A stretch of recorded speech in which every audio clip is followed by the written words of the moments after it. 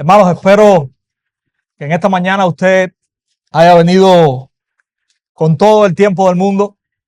Espero que haya dejado el almuerzo hecho y la comida adelantada. Vamos a estar esta mañana un tiempo mayor que lo que normalmente estamos, probablemente.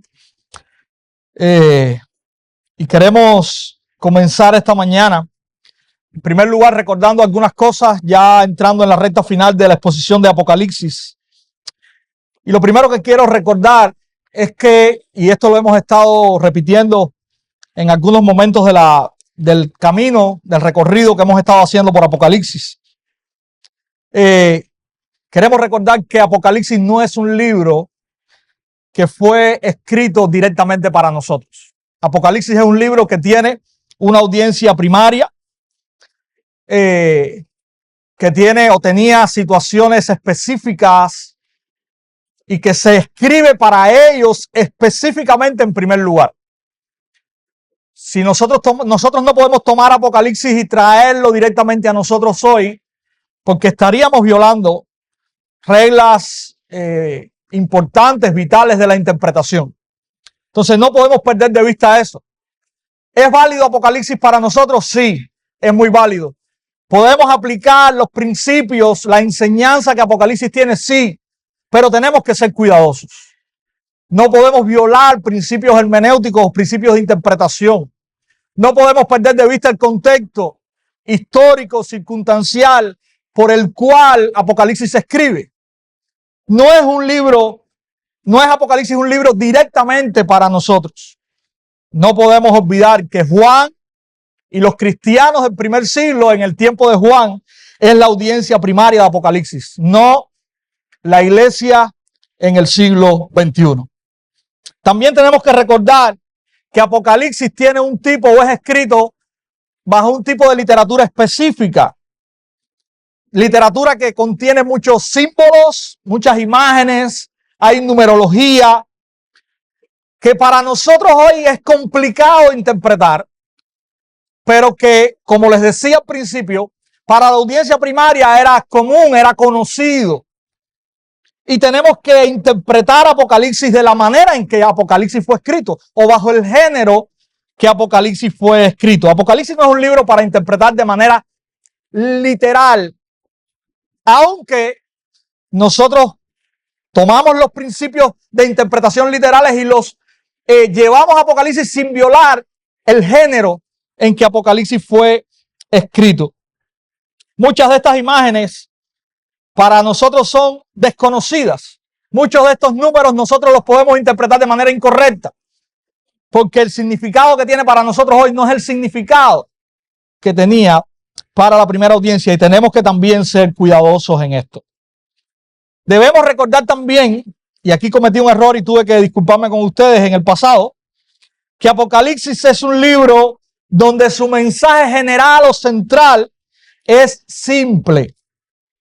Es un libro que está escrito para traer o dar ánimo a un pueblo de Dios que está sufriendo, pero está tomando ánimo, recordando que Dios está juzgando este mundo y los va a juzgar completamente al final y que ellos están puestos para reinar con Cristo.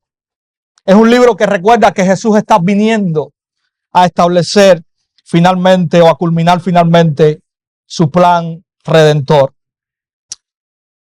Recordar también, mis hermanos, que las visiones de Apocalipsis no son cronológicas. Apocalipsis no es un libro cronológico. Y hoy vamos a dar razones de por qué Apocalipsis no es un libro cronológico. Increíblemente, algunos están interpretando Apocalipsis cronológicamente. Pero, por ejemplo, si interpretamos Apocalipsis cronológicamente, Apocalipsis describe varios juicios finales. Y eso es un error hermenéutico craso. Entonces, Apocalipsis no es un libro cronológico. Apocalipsis es un libro cíclico. Hay visiones que se están repitiendo desde diferentes ángulos y que nos llevan al mismo punto. Dios va a venir y va a juzgar. Y su pueblo va a ser completamente redimido y va a estar con él por siempre. Recordar también que muchas de las imágenes que tenemos en Apocalipsis son imágenes que son tomadas del Antiguo Testamento. Si usted quiere entender Apocalipsis, usted tiene que conocer el Antiguo Testamento. Y si usted ha visto o ha estado con nosotros en todo este recorrido, ya creo que estamos por la semana 20 o algo así o más, usted puede notar cuánto contexto bíblico, cuánto vamos al Antiguo Testamento para nosotros poder interpretar o mostrar de dónde salen las imágenes que Juan está viendo y que está narrando a las iglesias a las cuales él le fue encomendado escribir este libro. Entonces, con todo esto general en mente, y ahorita voy a ser específico también con algunos detalles que tienen que ver específicamente con nuestro pasaje de hoy, vamos a abrir nuestras Biblias en Apocalipsis capítulo 20. Y este es el pasaje que vamos a estar exponiendo esta mañana. Apocalipsis capítulo 20. Cuando usted lo tenga allí en su mano, si tiene a bien ponerse en pie. Apocalipsis capítulo 20.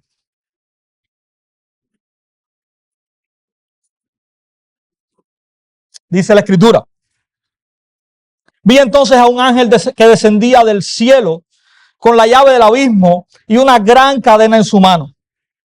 El ángel prendió al dragón, la serpiente antigua, que es el diablo y Satanás, y lo ató por 1000 años. Lo arrojó al abismo y lo encerró y puso un sello sobre él para que no engañara más a las naciones hasta que se cumplieran los 1000 años. Después de esto debe ser desatado por un poco de tiempo.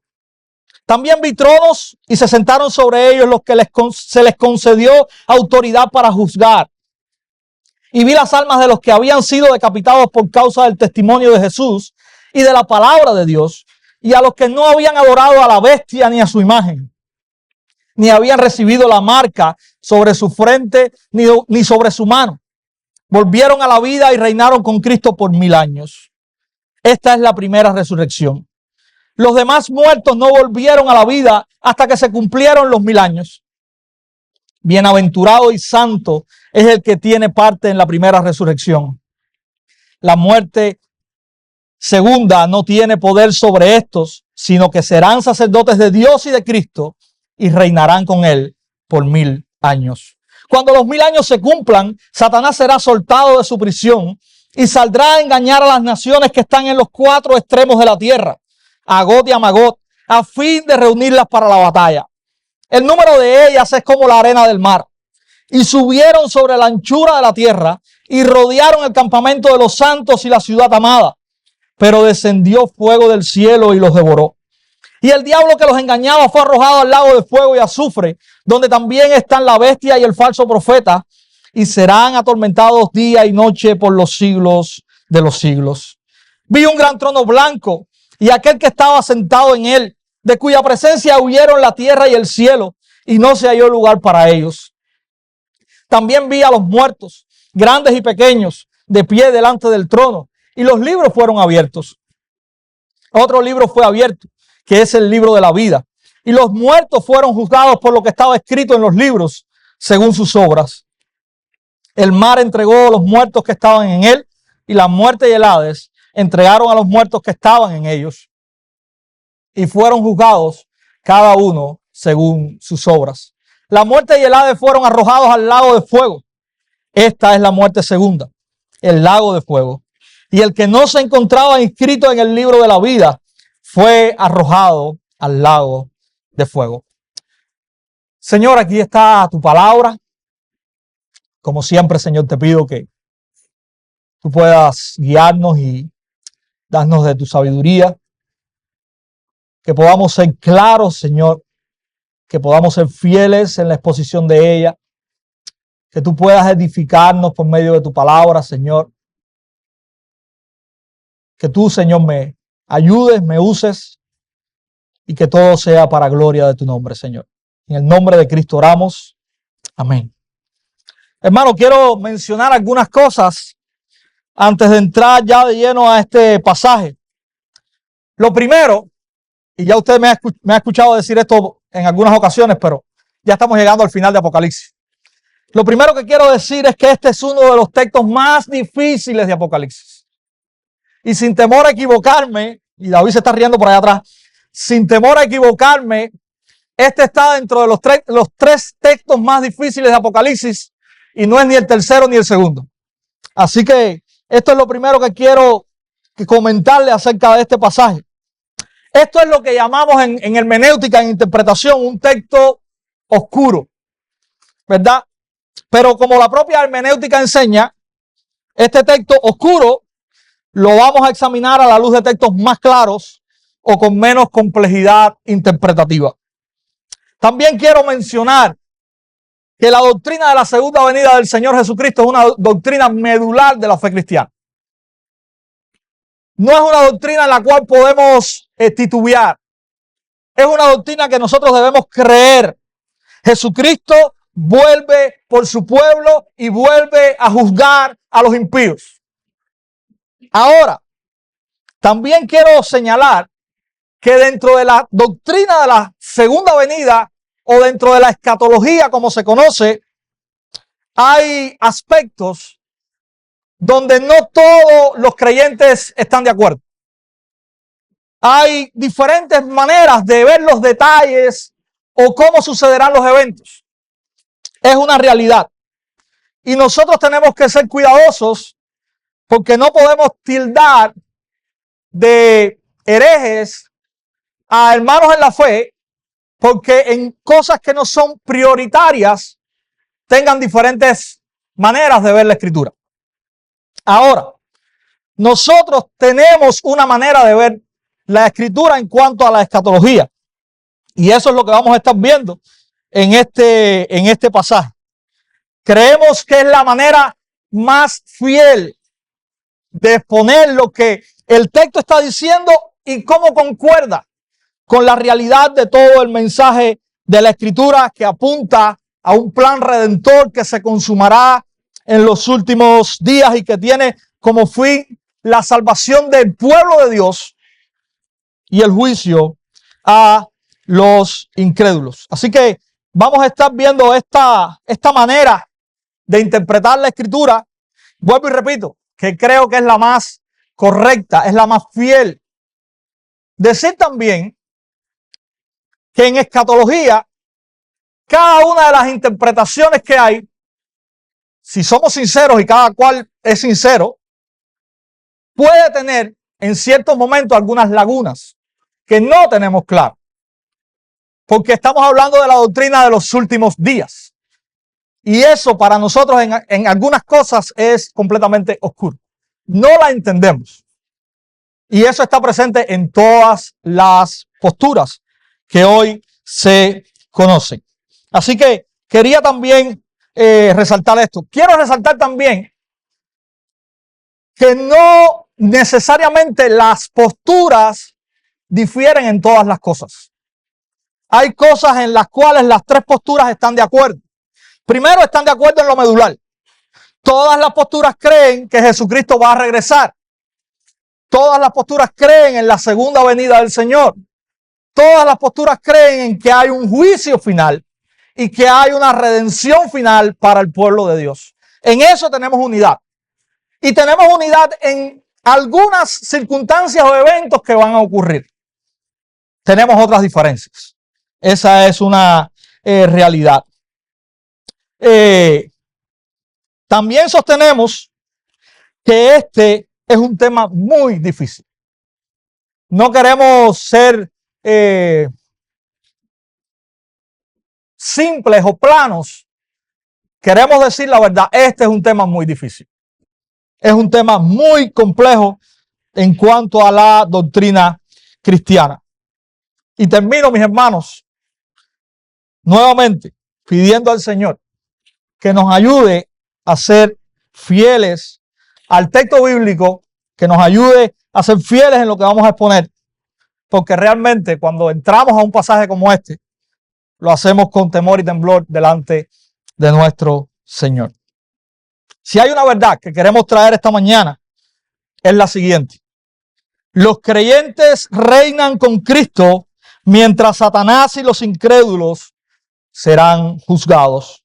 Los creyentes reinan con Cristo mientras Satanás y los incrédulos serán juzgados. Y vamos a estar viendo este pasaje en esta mañana en dos partes. Los versículos del 1 al 6 vamos a ver la atadura de Satanás y el reinado de los creyentes con Cristo. Y en los versos del 7 al verso 15 vamos a estar viendo el juicio contra Satanás y las naciones.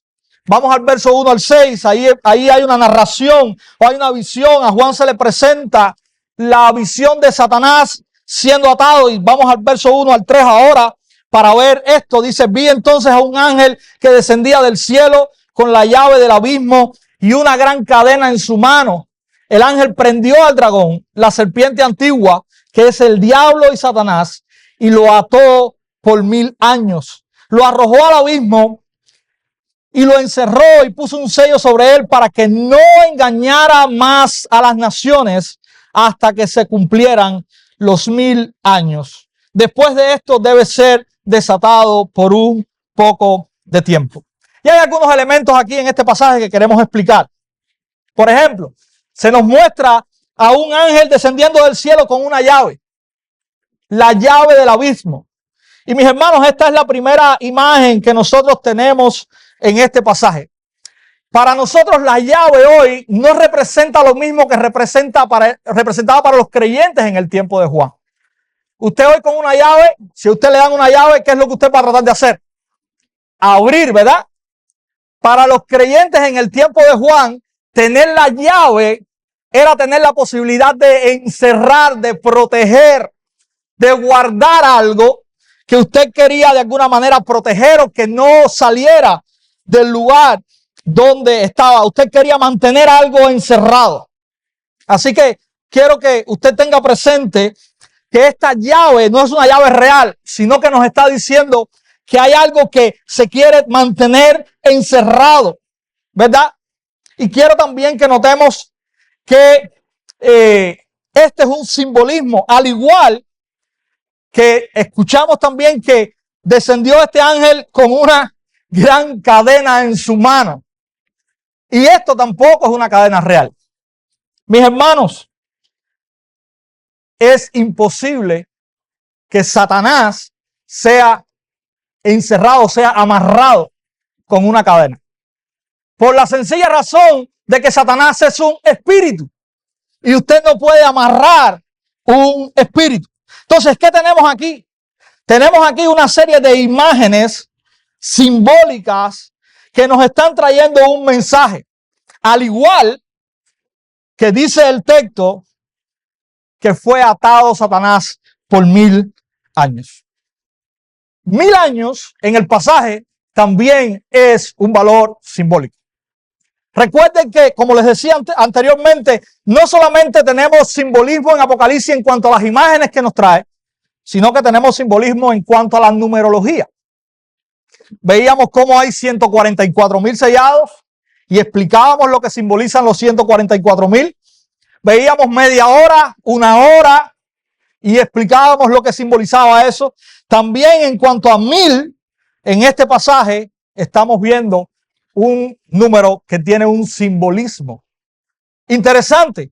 Algunos ven el simbolismo en la llave, en la cadena, pero quieren tomar los 1000 años de manera literal. Entonces, eso es un error interpretativo en Apocalipsis. Ahorita vamos a explicar lo que simboliza los 1000 años en este pasaje. El diablo es mencionado, mis hermanos, aquí como aquel que es atado. Y el diablo en el capítulo 9, si usted recuerda, es mencionado como el ángel del abismo, ¿verdad? Y es de este mismo abismo en el capítulo 11 donde sale la bestia y el falso profeta. Y vemos que abismo en este pasaje, y también lo tenemos allí como una imagen, es una imagen que representa todo lo que tiene que ver con la maldad. Es como el pozo, el foso de la maldad o de todo lo que hace daño a la humanidad. Y aquí mismo vimos en este pasaje, en el capítulo 12, también veíamos cómo en la primera venida del Señor, el diablo recibió otro golpe más en cuanto a su caída. ¿Recuerdan el capítulo 12? Teníamos la visión de la mujer que estaba para dar a luz y aquel dragón que la perseguía. Y cómo este dragón es echado del cielo a la tierra. Ahora tenemos en este pasaje nuestro otro gran golpe, otro ángulo de este gran golpe que Satanás está recibiendo. Y mis hermanos, es interesante. ¿Qué significa que Satanás está siendo atado. Bueno, es interesante que este no es el primer pasaje en la Escritura donde se menciona a Satanás siendo atado.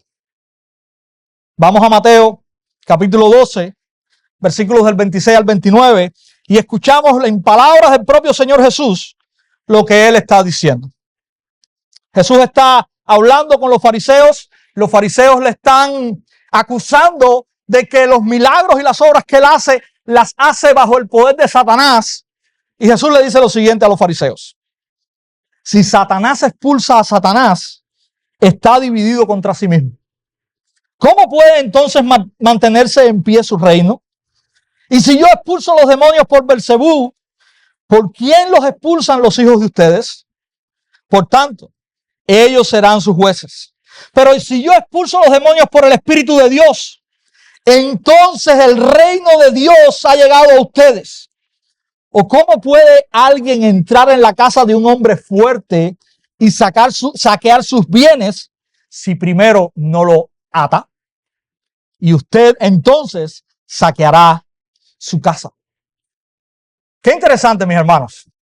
Jesús está diciendo que el reino de Dios se ha acercado, que ha llegado el reino de Dios y que las obras que Él está haciendo no son obras de Satanás, son las obras del reino. Y Jesús está diciendo que hay algo que ha ocurrido con Satanás en ese momento que le permite ahora que ese reino se expanda y que sus obras sean vistas. Y básicamente Jesús está mencionando lo mismo que menciona Apocalipsis 20.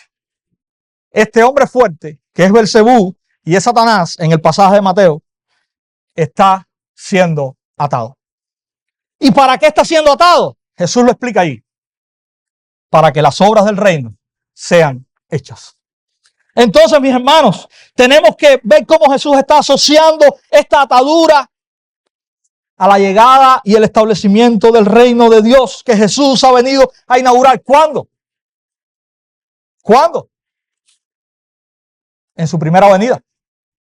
Jesús está hablando de ese reino que Él vino a inaugurar. Si usted comienza a abrir su Biblia en el Evangelio de Marcos, Jesús le dice ahí a aquellos que están frente a Él: el reino de Dios se ha acercado. Por tanto, arrepiéntanse y crean en el Evangelio. Con la venida de Cristo al mundo, Satanás ha sido atado para el cumplimiento de los propósitos de Cristo en este mundo. Y esto es importante. Esta imagen no dice que Satanás está atado para todas las cosas. Y a veces no leemos específicamente. Dice allí que Satanás está atado para que no engañara más a las naciones. Y hay dos cosas con este engaño. Una la vamos a ver en el mismo texto, está más adelante. Y la otra tiene que ver con el establecimiento del reino desde que Jesús vino. Jesús habla de que la casa de Satanás necesita ser saqueada y Satanás atado. ¿Qué quiere decir eso? Escuchemos lo que dice Pablo a Timoteo. Segunda de Timoteo 2:25. Pablo le está diciendo a Timoteo que sea prudente en cuanto a la predicación del evangelio a los incrédulos, por si quizás Dios les concede el arrepentimiento. Y miren lo que dice: y escapen del lazo del diablo en el cual están cautivos. Jesús dice en Juan 12:31, ya está aquí el juicio de este mundo. Ahora el príncipe de este mundo será echado fuera. ¿Quién es el príncipe de este mundo? Satanás. Y Jesús está diciendo, ya está aquí el juicio de este mundo. Ahora el príncipe de este mundo será apartado, será echado fuera. El autor de Hebreos dice en el capítulo 2, verso 14, hablando de Jesús: Él se encarnó para anular mediante la muerte el poder de aquel que tenía el poder de la muerte, es decir, al diablo. Y Pablo en Colosenses capítulo 2, hablando de la muerte de Cristo en la cruz, dice que por medio de ella despojó a los poderes de las tinieblas, triunfando sobre ellos por medio de él en la cruz. Está hablando, mis hermanos, de esta derrota de los poderes de Satanás. ¿Y a qué nos recuerda o a qué nos apunta esto? Mis hermanos, al evangelio que predicamos. Al evangelio que predicamos. Al evangelio del arrepentimiento, como Pablo le decía a Timoteo, que puede liberar a aquellos que están cautivos en el lazo de Satanás. Y también a la victoria de Cristo, en el cual, poniendo nuestra fe, somos salvos. Satanás es atado para no poder impedir que el evangelio del reino sea proclamado en los 1000 años. Y ya voy a dar como le dicen, un spoiler. Un spoiler. Entre la primera venida y la segunda venida de Cristo. Para que el evangelio del reino tenga el fruto que Dios quiere que tenga. Satanás no podrá engañar en este tiempo a aquellos que son el pueblo de Dios y que conocerán el evangelio en este tiempo. ¿Y usted sabe qué? Usted y yo que estamos hoy aquí somos muestra de eso. Somos muestra de cómo Dios ha atado a Satanás, cómo Cristo ha atado a Satanás y ha saqueado su casa en usted y en mí.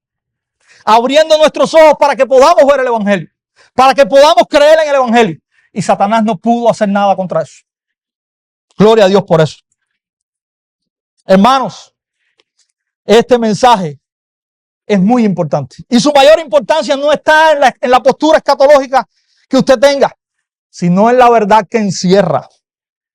Satanás no puede y no podrá impedir que usted o yo o los que vengan después, que ningún creyente conozca al Señor.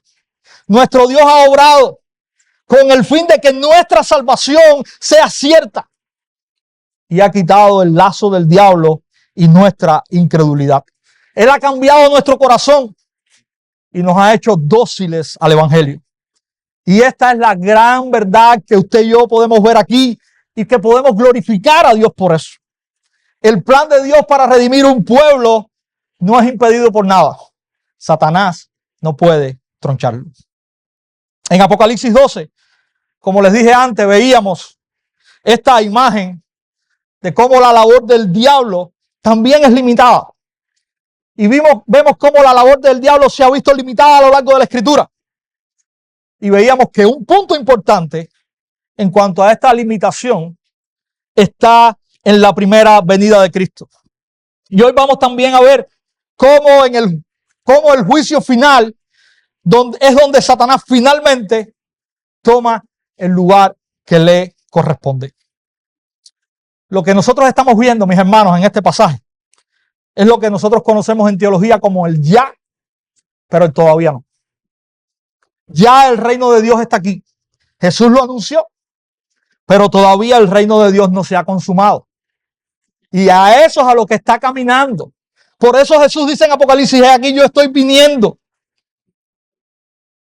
Y es lo que nosotros como creyentes estamos esperando. La consumación completa de ese reino. Mis hermanos, cabe decir que Apocalipsis 20 no está presentando una nueva o cronológica narrativa del juicio. No hay 2 juicios, no hay 5 juicios, no hay 10 juicios. Hay un solo juicio final. ¿Y dónde lo vimos? Usted estuvo la semana pasada. Usted escuchó Apocalipsis 19. ¿Qué vimos en Apocalipsis 19? Las bodas del Cordero y el juicio de las naciones. ¿Qué es Apocalipsis 20 entonces? Una nueva o una visión desde un nuevo, diferente punto de vista de ese juicio. Eso es lo que nosotros estamos viendo en este pasaje. Ahorita usted va a ver un juicio de las naciones, que es paralelo al juicio que veíamos en Apocalipsis 19. Ahora, termina el versículo 3 diciéndonos que Satanás debe ser desatado al final. Nos dice por un poco de tiempo. Y tenga paciencia. Ahorita vamos a ver qué es lo que va a suceder y por qué Satanás es desatado. Ahora, como les decía ahorita, vamos a ver el tema milenio o 1000 años. Mis hermanos, este no es tampoco un número que es extraño en la Escritura. No es la primera vez que se menciona un milenio para referirse a un periodo de tiempo X que solamente Dios conoce y que es un periodo de tiempo grande. Por ejemplo, si usted escucha el Salmo 105, verso 8, mire lo que dice. Para siempre se ha acordado de su pacto, de la palabra que ordenó a 1000 generaciones. Si usted toma el milenio o 1000 de manera literal, ya el pacto de Dios se terminó. Porque desde que se escribió el Salmo 105 a hoy han pasado más de 1000 generaciones. Pero si usted interpreta la poesía como la poesía debe ser interpretada, usted está viendo un paralelismo aquí. 1000 generaciones está haciendo referencia al para siempre que da comienzo a la oración. Es decir, aquí el salmista está equiparando a estas 1000 generaciones para hablar de todas las generaciones y de cómo el pacto de Dios es fiel en todas las generaciones. Si lee, por ejemplo, el primer libro de Crónicas, capítulo 16, verso 15, dice prácticamente lo mismo. Pero ahora hay un llamado al pueblo de Dios específicamente a acordarse de su pacto para siempre. Y estoy leyendo literalmente lo que dice el verso 15 de primero de Crónicas 16. Acuérdense de su pacto para siempre, de la palabra que ordenó a 1000 generaciones. Y usted puede decir, bueno, ¿y por qué me tengo que acordar para siempre si fue para 1000 generaciones? Porque básicamente 1000 generaciones implica un simbolismo de para siempre. En su segunda epístola del apóstol Pedro, en el capítulo 3, verso 8, escribe lo siguiente. Pero, amados, no ignoren esto, que para el Señor un día es como 1000 años y 1000 años como un día. En el contexto de esta carta hay personas que quizás están dudando de la fidelidad de la promesa del Señor en venir, en volver. Y Pedro les está recordando que 1000 años, lo que son 1000 años para nosotros no es lo que significa 1000 años para el Señor. Y él les está diciendo 1000 años para el Señor es como un día. Entonces, vemos cómo 1000 años en la Escritura es un número simbólico. Y es un número que en todos los pasajes que veíamos implica realmente mucho más de 1000 años. En algunos pasajes implica para siempre. En otros implica, como en este, un periodo de tiempo que nosotros no conocemos, que conoce el Señor. Y que hay un simbolismo cuando se mencionan 1000 años. Entonces, mis hermanos, estos 1000 años es parte de toda la simbología que nosotros tenemos en el libro de Apocalipsis. Y también lo veíamos ahora mismo en estos pasajes de la Escritura donde también se usa de manera simbólica. Versos 4 al 6, tenemos entonces una narrativa, una visión. Y de hecho, así comienza Juan. También vi tronos y se sentaron sobre ellos los que se les concedió autoridad para juzgar. Y vi las almas de los que habían sido decapitados por causa del testimonio de Jesús y de la palabra de Dios. Y a los que no habían adorado a la bestia ni a su imagen, ni habían recibido la marca sobre su frente ni sobre su mano. Volvieron a la vida y reinaron con Cristo por 1000 años. Esta es la primera resurrección. Los demás muertos no volvieron a la vida hasta que se cumplieron los 1000 años. Bienaventurado y santo es el que tiene parte en la primera resurrección. La muerte segunda no tiene poder sobre estos, sino que serán sacerdotes de Dios y de Cristo y reinarán con él por 1000 años. Versos 4 al 6, pudiéramos hacernos una pregunta. ¿Quiénes han sido puestos para reinar? Y esta es una buena pregunta que sin lugar a dudas tenemos que hacernos. Porque este es el enfoque de esta porción de este pasaje. Y hay una imagen que está puesta en el intermedio del capítulo 4, donde se nos habla aquí de las almas de los decapitados. Mis hermanos, pero realmente va más allá de las almas de los decapitados. Esta es otra imagen que nosotros tenemos en el libro de Apocalipsis, que no podemos tampoco tomarlas literal.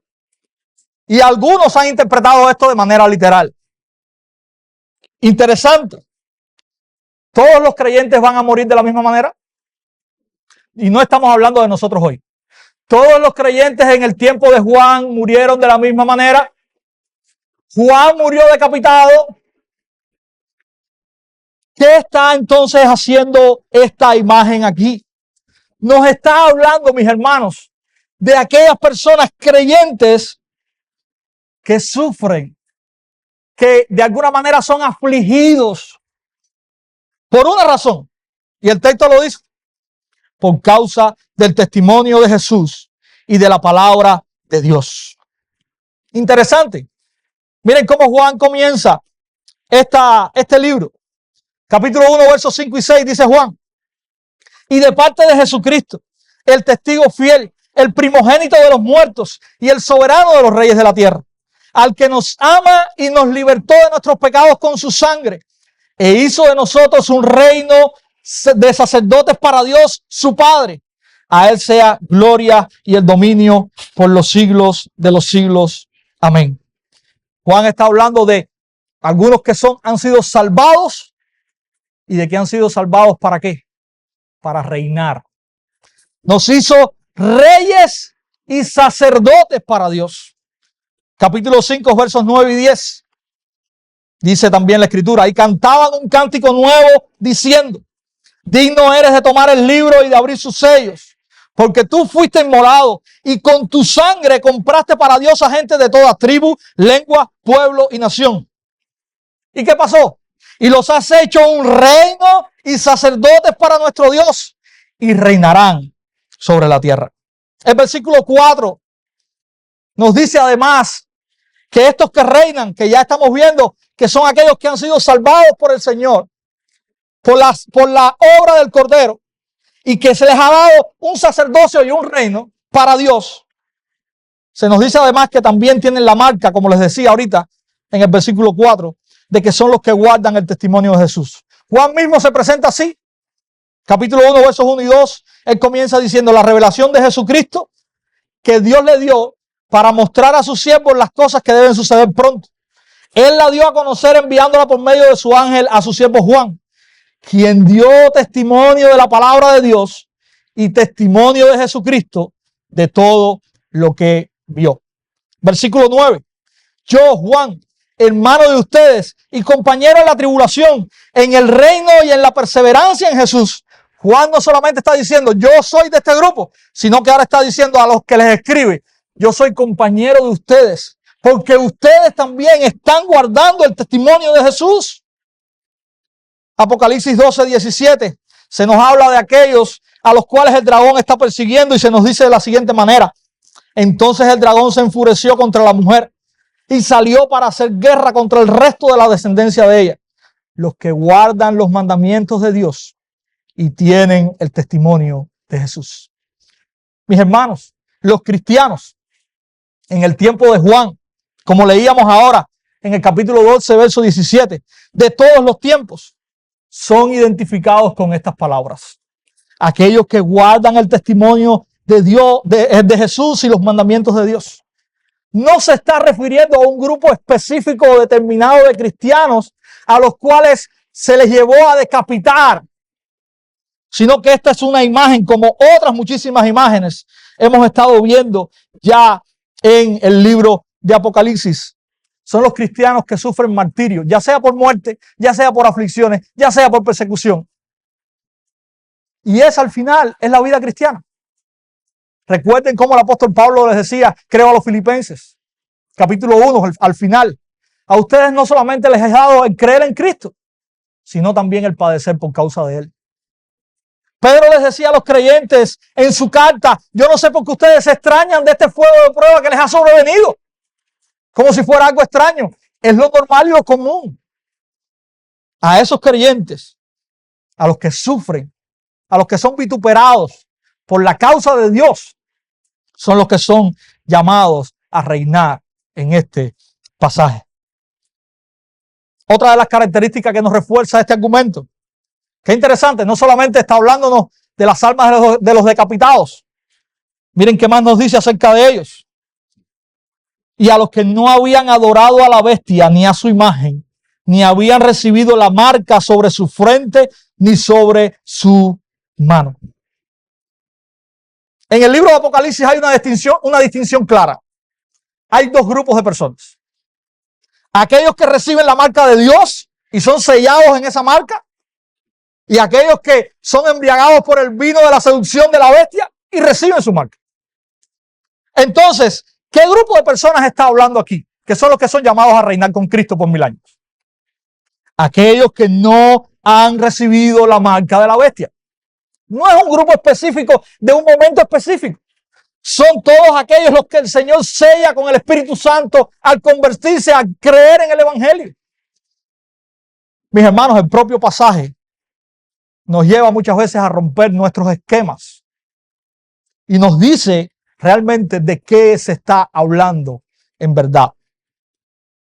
Dice capítulo 13, verso 8, que aquellos cuyos nombres no han sido escritos desde la fundación del mundo en el libro de la vida, ¿qué harán? Adorarán a la bestia dentro de todos los que moran en la tierra. Ahí está la respuesta. ¿Quiénes son estos que son levantados para reinar con el Señor por 1000 años? Su pueblo. Su pueblo. No hay otro grupo. El pueblo que Dios compró por medio de la sangre del Cordero. Este es salvado y es llamado a reinar con Cristo. Y esta es una realidad que el propio Apocalipsis presenta. Como si fuera poco, varias veces. Mi hermano, alégrate en el Señor. Tú has sido salvado y has sido llamado a reinar con Cristo. Y esto no es motivo de arrogancia. Esto sencillamente es motivo de gratitud y de gozo. Porque esto lo hemos recibido única y exclusivamente por la gracia de Dios que nos ha llegado por el Evangelio. Así que estamos en ese grupo. Se está hablando de nosotros. Y creo que esto era seguramente de gran ánimo para los creyentes del tiempo de Juan. Y también es de mucho ánimo para nosotros.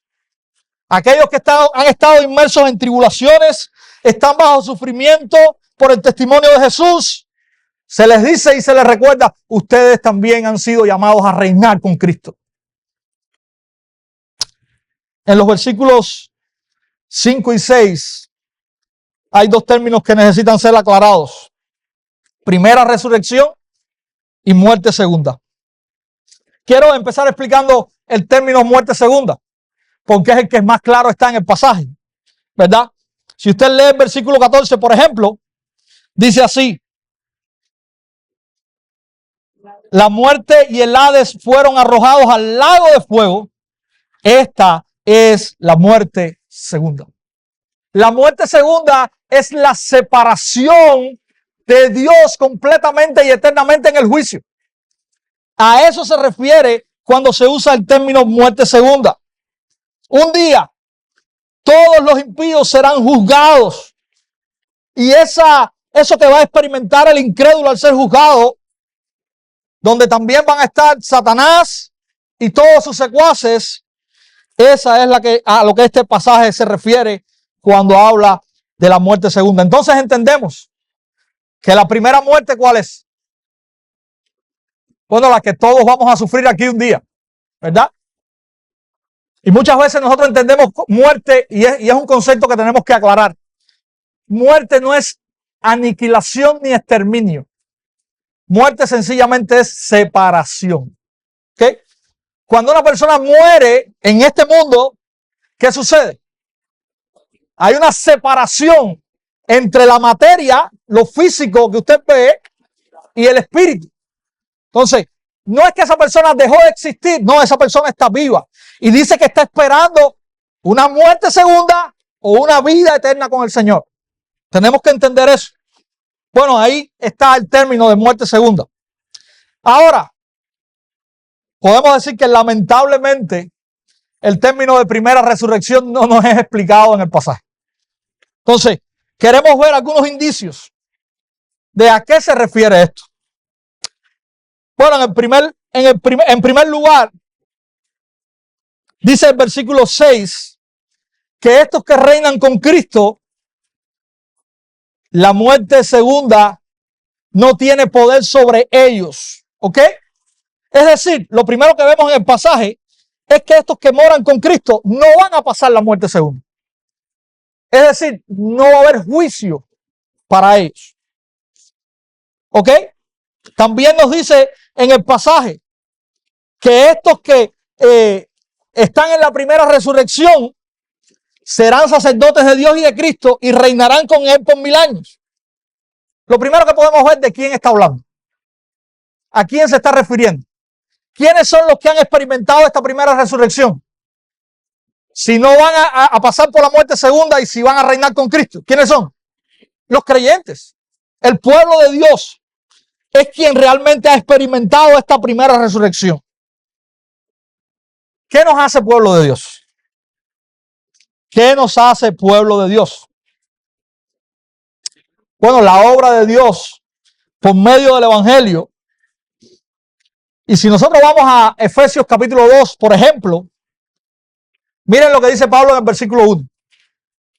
Y Él les dio vida a ustedes que estaban muertos en sus delitos y pecados. Qué interesante, Pablo está diciendo, ustedes estaban muertos y Dios les ha dado vida. Si vamos al versículo 5 y 6, Pablo reitera la idea y dice lo siguiente. Aun cuando estábamos muertos en nuestros delitos, nos dio vida juntamente con Cristo. Por gracias ustedes han sido salvados. Y con Él, dice Pablo, nos resucitó. Y con Él nos sentó en los lugares celestiales en Cristo. Mis hermanos, aunque el pasaje de Apocalipsis 20 no nos aclara, probablemente esta primera resurrección se esté refiriendo a la resurrección espiritual que Dios ha obrado en el creyente en este tiempo y que lo ha llevado, como el apóstol Pablo está diciendo en Efesios 2, de la muerte a la vida. Probablemente está hablando de eso. Vuelvo y repito, Apocalipsis 20 no nos da específicamente una claridad con relación a esto. Ahora, estas almas que Juan está viendo, que es el pueblo de Dios que reina con el Señor, usted pudiera preguntarse, ¿los cristianos de qué épocas o de qué época están en esta condición? Y esa pudiera ser una pregunta interesante. Y pudiéramos responderla de la siguiente manera. En esta visión podemos estar viendo a los cristianos de todas las épocas. Porque nosotros la estamos leyendo hoy. Juan pudo pensar en otros creyentes que ya habían muerto y que están reinando con el Señor. Pero ahora yo le pregunto, cuando nosotros muramos, ¿en qué condición vamos a estar? Reinando con el Señor. Entonces, podemos decir que en un sentido, estos creyentes que están reinando con el Señor tienen que ver a los creyentes de todas las épocas, hasta que el Señor venga. Todos aquellos que mueren en el Señor, esta es su realidad, pasan a reinar con el Señor hasta que terminen o se cumplan los 1000 años. ¿Vieron cómo funcionan los 1000 años aquí también? Primera venida, segunda venida. Mis hermanos, para los que vivimos ahora, nos anima a mirar al futuro cercano. Y el futuro es cercano, porque nuestro futuro de reinar con el Señor no es esperar a que Él venga. Cuando partamos de este mundo, quizás 80 años o 90 años, los más robustos, pero un día cercano, mirándolo desde el punto de vista del tiempo de Dios, vamos a estar experimentando esto. Vamos a estar reinando con Cristo. Pero también nos anima a mirar muchos hombres y mujeres, hermanos nuestros, que han padecido por el Evangelio en este tiempo y que han sido muertos por el Evangelio, pero que hoy tenemos la certeza de que reinan con el Señor. Entonces, nos anima, mis hermanos, esta realidad. Cada creyente en cada época, su muerte es la entrada al reino glorioso de Cristo. Y eso es lo que el texto nos está también diciendo. En segundo lugar, mis hermanos, queremos ver ahora la derrota de Satanás y las naciones. Versículos del 15 al 20. Y ahora esta visión se centra nuevamente en Satanás y ahora, como nos adelantaban al final del versículo 13, nos dice que Satanás es liberado. al final del tiempo de los 1000 años y se nos dice que su liberación tiene un propósito definido: engañar a las naciones. Y usted pudiera decir, ¿y para qué va a engañar a las naciones? Bueno, este es el segundo propósito. Ahorita les dije, el primero es que el reino de Dios pueda ser expandido, que el reino de Dios pueda ser predicado, que los creyentes puedan escuchar y aceptar y arrepentirse y creer en el evangelio. Pero hay un segundo propósito por el cual Satanás está siendo limitado. Dice el versículo 7. Cuando los 1000 años se cumplan, Satanás será soltado de su prisión y saldrá a engañar a las naciones que están en los 4 extremos de la tierra, a Gog y a Magog. ¿Para qué? A fin de reunirlas para la batalla. Mis hermanos, quiero hacer una aclaración aquí. Gog y Magog. Mucha especulación también con estos 2 nombres raros. En los años 80, campo socialista de la Unión Soviética, comenzó a decirse que Gog y Magog era Rusia. Bajo el poderío de la Unión Soviética y Mijail Gorbachev como presidente, muchos comenzaron a especular, como lo han hecho con las vacunas, con el chip en la mano, con muchas otras cosas, que este era Gog, el representante de esta nación, que estaba juntando a las naciones para hacer guerra contra el pueblo étnico de Israel. Por supuesto, en este tiempo ni la Unión Soviética existe y Gorbachev mucho menos. Pero ahora ustedes saben, muchas veces se ha ido puliendo lo que se dice para tratar de arreglar el asunto. Y todavía muchos creen que es Rusia. Este nombre que se menciona en Apocalipsis 20. Déjeme decirle que si usted estudia la historia de la iglesia, Gog y Magog han tenido muchísimos nombres.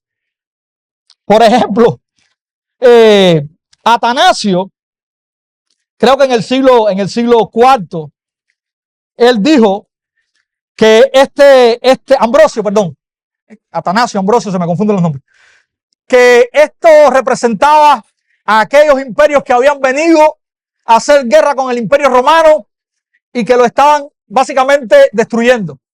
Siglo IV, el Imperio Romano estaba ya en su decadencia. Y Ambrosio veía que estos dos nombres tenían que ver con estos imperios. Pasó ese tiempo y en el siglo VIII cambió de nombre. Perdón, en el siglo VII cambió de nombre. Ahora se hablaba de los musulmanes. En el siglo VIII era un khan o un jefe de alguna región de Asia Menor. Ha habido todo tipo de especulación de quién es Gog y Magog. Pero mis hermanos, la realidad es que Apocalipsis 20 nos dice quién es Gog y Magog. Solamente escuchemos. Y saldrá a engañar a las naciones que están en los 4 extremos de la tierra, a Gog y a Magog, a fin de reunirlas para la batalla. ¿Quién es Gog y Magog? Una imagen de las naciones que están en los 4 extremos de la tierra. Se acabó la especulación. La propia palabra del Señor nos dice quién es. ¿Por qué toman esos nombres? Usted se pudiera preguntar, bueno, ¿de dónde salen esos nombres? Bueno, salen de Ezequiel 38. ¿Qué hay o qué se narra en Ezequiel 38? Lo mismo. Naciones que se están juntando para hacer guerra contra el pueblo de Dios. Es una imagen del Antiguo Testamento que se trae al Nuevo Testamento, como se ha hecho en otras ocasiones en todo el libro de Apocalipsis. Pero tiene un significado que el propio Apocalipsis 20 da. Todas las naciones de los 4 extremos de la tierra van a ser reunidas para hacer guerra contra el Señor y su pueblo. Esos son Gog y Magog. Entonces, cuando hablamos de la limitación a Satanás, esta es la segunda razón. Satanás está siendo limitado porque cuando sea soltado, él tiene un plan. Reunir a las naciones de los 4 extremos de la tierra para la batalla contra el Señor y su pueblo. Y el Señor lo limita porque todavía no es el tiempo. Cuando sea el tiempo, no por orden y soberanía de Satanás, sino por orden y soberanía de Dios, Dios va a desatar a Satanás. Él va a reunir a las naciones. ¿Y qué va a suceder? Dice el versículo 9, y subieron sobre la anchura de la tierra y rodearon el campamento de los santos y la ciudad amada. Cuidado con la interpretación de la ciudad amada. Se lo dejo a David para la semana que viene. Se van a sorprender de la ciudad amada la semana que viene. No me toca a mí. Pero descendió fuego del cielo y los devoró. Y el diablo que los engañaba fue arrojado al lago de fuego y azufre, donde también están la bestia y el falso profeta, y serán atormentados día y noche por los siglos de los siglos. ¿Qué solución tan sencilla? El diablo se levantó, reunió a las naciones de los cuatro extremos de la tierra, pero fueron vencidos. El Señor se levantó. El Jesús que en el capítulo 19 se presenta como el jinete del caballo blanco, los venció. Y esta es una imagen paralela a lo que en el capítulo 19 se nos dice. Versículo 14 del capítulo 19. Los ejércitos que están en los cielos, vestidos de lino fino, blanco y limpio, los seguían sobre caballos blancos. ¿A quién seguían? Al jinete del caballo blanco. Dice versículo 15, de su boca sale una espada afilada para herir con ella a las naciones y las regirá con vara de hierro. Ahí tenemos el paralelismo entre estas dos visiones.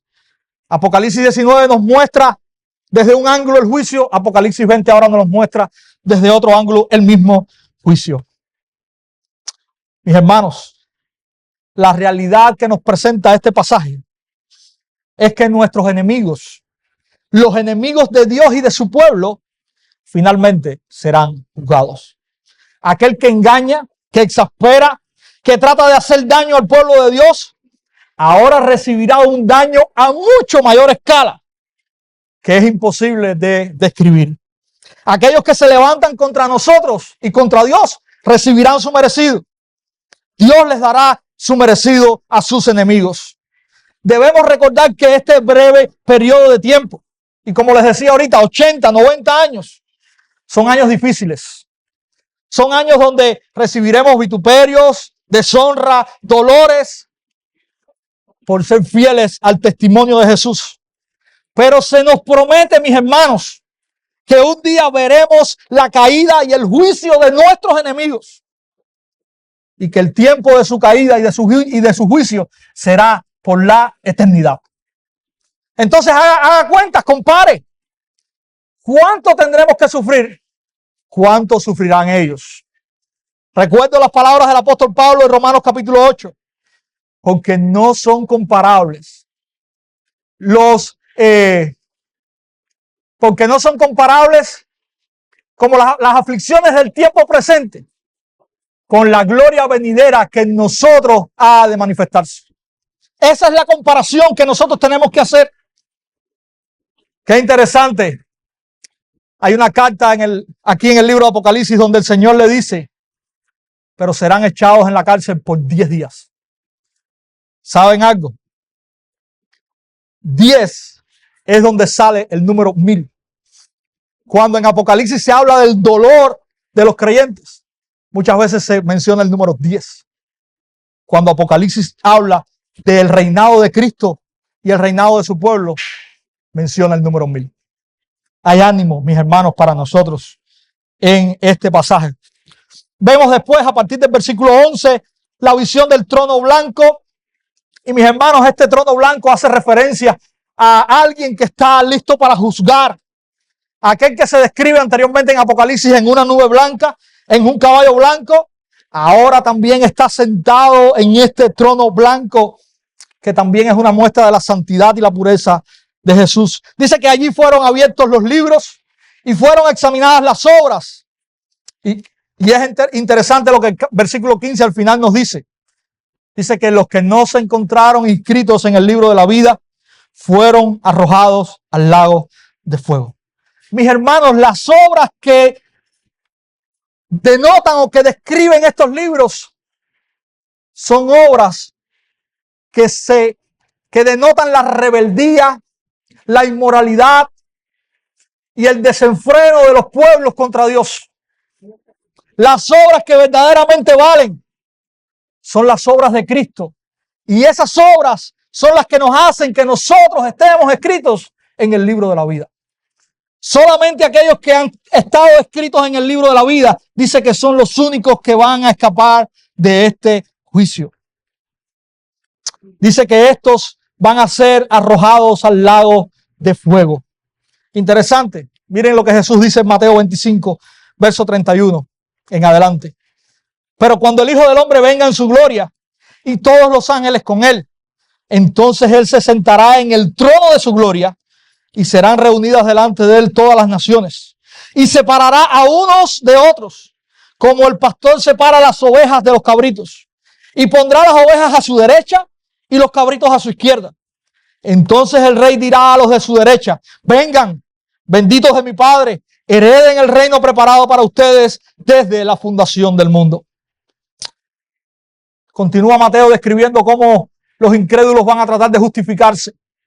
Pero dice en el versículo 46, mas estos irán al castigo eterno, pero los justos a la vida eterna. Ovejas y cabritos, justos e injustos, unos para gloria eterna y otros para condenación eterna. Escuchemos también a Juan en capítulo 5, versos 28 y 29, cómo describe esto. Dice Juan: no se queden asombrados de esto, porque viene la hora en que todos los que están en los sepulcros oirán su voz y saldrán. Los que hicieron lo bueno a resurrección de vida y los que practicaron lo malo a resurrección de juicio. Pero también esta es una imagen que la vemos en Daniel. Daniel capítulo 12, versos del 1 al 3 dice lo siguiente: en aquel tiempo se levantará Miguel, el gran príncipe que vela sobre los hijos de tu pueblo. Será un tiempo de angustia cual nunca hubo desde que existen las naciones hasta entonces. Y en este tiempo tu pueblo será librado. Todos los que se encuentren inscritos en el libro. Y muchos de los que duermen en el polvo de la tierra despertarán. Unos para vida eterna y otros para la ignominia, para el desprecio eterno. Los entendidos brillarán como el resplandor del firmamento. Y los que guiaron a muchos a la justicia como las estrellas por toda la eternidad. ¡Qué glorioso! Dice Daniel: en este tiempo tu pueblo será librado. Todos los que se encuentren inscritos en el libro de la vida. Dos cosas aquí. Nosotros no negamos, y esta es una suposición falsa, nosotros no negamos que al final de los tiempos, cercano a la venida del Señor, que nadie sabe cuándo va a ser. Siempre todas las generaciones han dicho: el Señor está cerca, ya va a venir, mira cuánta tribulación tenemos. No, la tribulación es parte de nuestra vida. Pero en ese tiempo final, que el Señor sabe, va a haber un tiempo de mucha tribulación. Nosotros no negamos eso, nosotros creemos fielmente eso. Y lo creemos porque la Escritura lo dice. Y no podemos negar lo que la Escritura dice. Ahora, otra cosa importante. Nosotros no creemos, y no lo creemos porque lo vivimos todos los días, y porque la Escritura no lo dice, que la iglesia no va a estar presente. Y este pasaje de Daniel es uno de los que se toma para decir eso. Pero si leemos el pasaje de Daniel, Daniel asemeja, o Daniel une el pueblo de Dios siendo librado ¿contra qué? ¿O con qué? ¿O en qué tiempo? Con el tiempo de la resurrección. De los muertos de los impíos para condenación y de los justos para gloria. Mis hermanos, nosotros como iglesia del Señor, y no estoy hablando ahora específicamente de nosotros, la iglesia del Señor en el último tiempo estará hasta que el Señor venga. No va a ser escondida, va a ser guardada en algún momento en fidelidad para el Señor. Nosotros, la iglesia de este tiempo, ¿tenemos tribulaciones o no? ¿Quién vive en una burbuja de aire aquí? Ninguno de nosotros. Entonces, nosotros como iglesia sufrimos tribulaciones. La iglesia que esté en ese último tiempo va a sufrir más tribulaciones. Pero ¿sabe qué denota esa tribulación? Que el Señor Jesucristo está a la puerta. Y que esa tribulación fuerte, terrible, va a terminar. Y eso es lo que nos está enseñando también este texto. Hermanos, la realidad del juicio no es una realidad que debe infundir temor a nosotros. Y a veces no sé por qué pensamos eso. La realidad del juicio debe infundir ánimo a nosotros. No solo porque llegará el momento en que Dios tome venganza de aquellos que han sido nuestros enemigos, de aquellos que nos vituperan, sino porque también nosotros como iglesia de Él experimentaremos finalmente la consumación de todo lo que Cristo ha ganado en la cruz. Nuestra salvación será vivida de una manera completa. En este momento, todo lo que todavía falta, no hay más llanto, no hay más tristeza, no hay más dolor. Eso vamos a experimentarlo en ese momento. Entonces, mis hermanos, la realidad del juicio final es una realidad de ánimo y de gozo para nosotros. Estaremos finalmente delante de nuestro Salvador. Disfrutaremos de su presencia completamente, cara a cara. Probablemente todos los que estemos aquí hoy experimentaremos en algún momento la primera muerte. Pero ¿sabes qué? Esa no es lo importante. Lo importante es escapar de la segunda muerte. Esa es la que verdaderamente tiene una repercusión eterna. Jesús le dice a sus discípulos, no teman a los que matan el cuerpo, pero el alma no pueden tocar. Esa es la realidad. La pregunta es, ¿tu nombre está escrito en el libro de la vida? Y la mejor manera de saberlo es, ¿has puesto tu confianza y tu fe en Jesús? Puedes decir, Jesús es mi Salvador. Él fue quien pagó mis pecados. Le he dado mi vida completamente. ¿Has pedido a Jesús que perdone tus pecados? Si has hecho todo esto, puedes tener la completa seguridad de que tu nombre está escrito en el libro de la vida. ¿No lo has hecho todavía? Hoy puedes escapar del juicio yendo a Jesús para que perdone tus pecados. ¿Reconoces hoy que eres pecador? ¿Sabes que eres culpable y digno de ser juzgado en el día final? Hoy puedes arrepentirte de tus pecados y correr a Jesús para limpieza y perdón de ellos. ¿Qué esperas? Cristiano, entendiendo la gran esperanza que tienes, ¿cómo estás viviendo hoy a la luz de ella? ¿Estás todavía atado a ciertas cosas que este mundo ofrece, que son parte de este delirio que trae el engaño? Deshazte de eso. Vuelve tu vida completamente a Cristo. Él te ha comprado, Él te ha llamado a vivir para Él. Y en el futuro te ha llamado a vivir con Él. Él te ha hecho escapar del juicio. Vive esa gratitud, no solamente en palabras, también en hechos. Muestra los frutos de tu salvación al mundo. Predica al mundo sobre el verdadero juicio que vendrá. Pero también hazlo acerca de la gran bondad y misericordia de nuestro Señor para con los que se arrepienten y creen en Él. Finalmente, mis hermanos, concluyo. Y concluyo solamente recordando la verdad que hemos querido traer esta mañana.